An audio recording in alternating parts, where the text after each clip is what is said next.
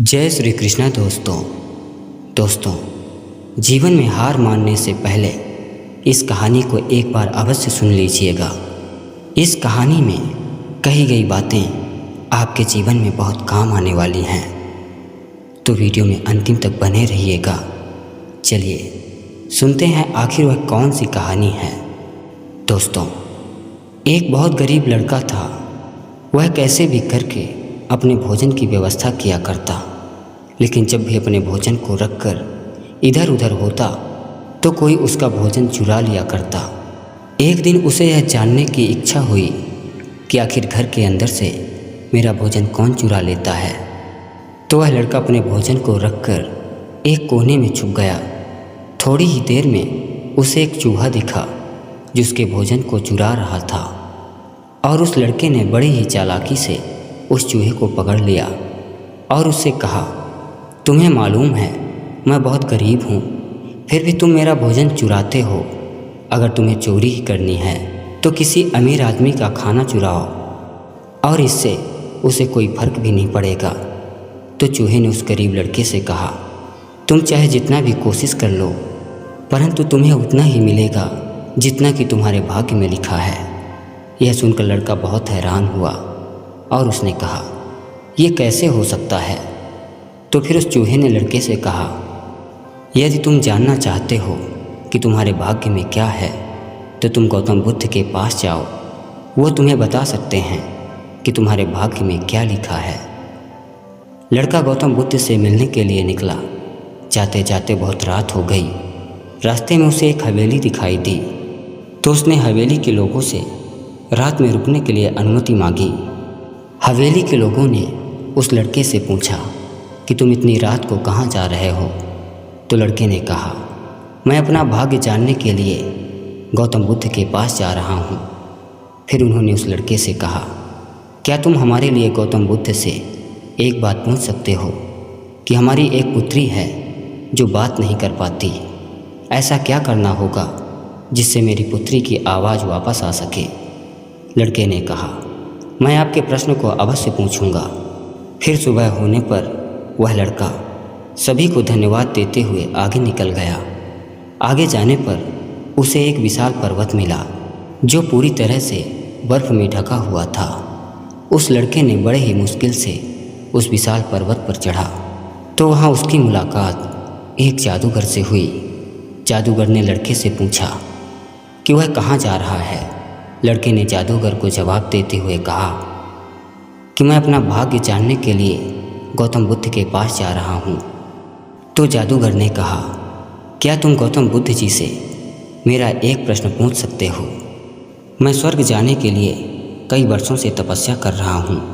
इतने वर्षों में मैं स्वर्ग चला जा सकता था, लेकिन नहीं जा पाया। तो क्या करने से मैं स्वर्ग जा सकता हूँ। लड़के ने कहा, मैं आपका प्रश्न गौतम बुद्ध से ज़रूर पूछूंगा। जादूगर के पास एक जादू की छड़ी थी, जिससे उसने लड़के को बहुत कम समय में ही उस विशाल पर्वत के दूसरी छोर में पहुंचा दिया।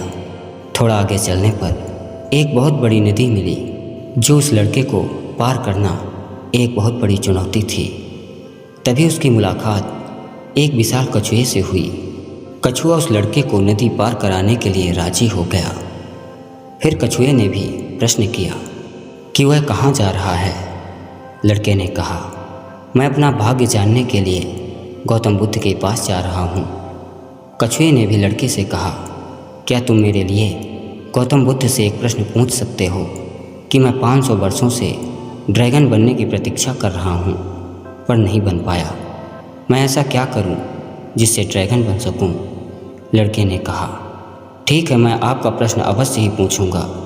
कछुए ने अपनी पीठ पर बैठाकर उस लड़के को नदी पार करवा दिया।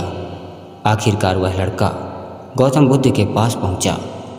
वहां उसने बहुत से लोगों को बैठे देखा। तभी गौतम बुद्ध ने कहा, मैं एक व्यक्ति को केवल 3 प्रश्नों के ही उत्तर दूंगा। लड़के को चिंता होने लगी, क्योंकि उसे 4 प्रश्न पूछने थे। लड़का सोचने लगा कि कौन से 3 प्रश्न पूछा जाए। लड़के ने उस कछुए के बारे में सोचा जो 500 वर्षों से ड्रैगन बनने की सोच रहा है।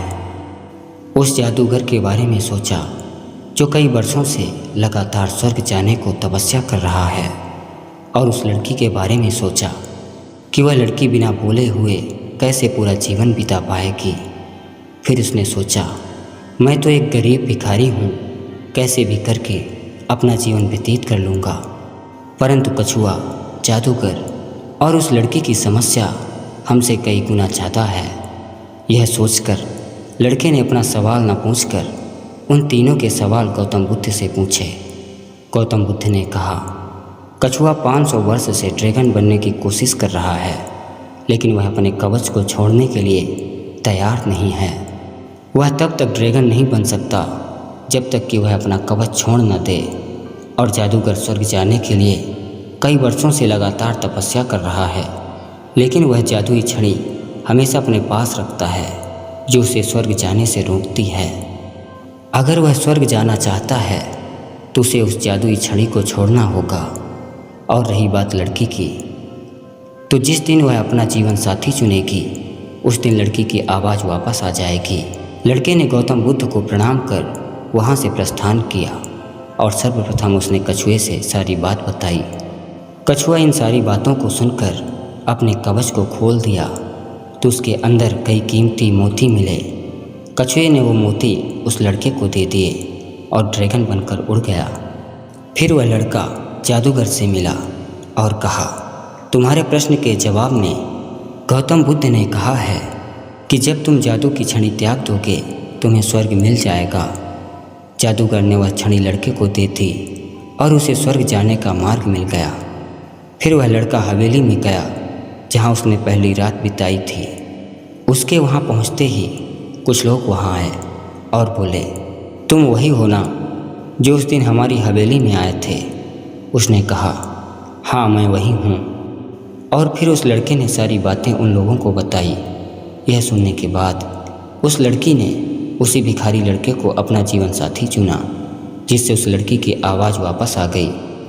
अब लड़के के पास बहुत सारा धन और बहुमूल्य मोती थे और साथ में जादुई छड़ी भी थी। सभी वस्तुओं को प्राप्त करके वह उस लड़के की ताकत बन गई थी, जिससे सारी मुश्किलों का हल वह कर सकता था। दोस्तों, इस कहानी से हमें सीख मिलती है कि जब तक हम अपने जीवन के छोटे छोटे सवालों को त्याग नहीं देते, अपने मन में परोपकार की भावना नहीं लाते, तब तक बड़ी सफलता प्राप्त नहीं होती। दोस्तों, अगर यह कहानी आपको अच्छी लगी हो तो वीडियो को एक लाइक कर दीजिए और चैनल को सब्सक्राइब कर लीजिए एवं कमेंट में लिख दीजिए, जय श्री कृष्णा, राधे राधे।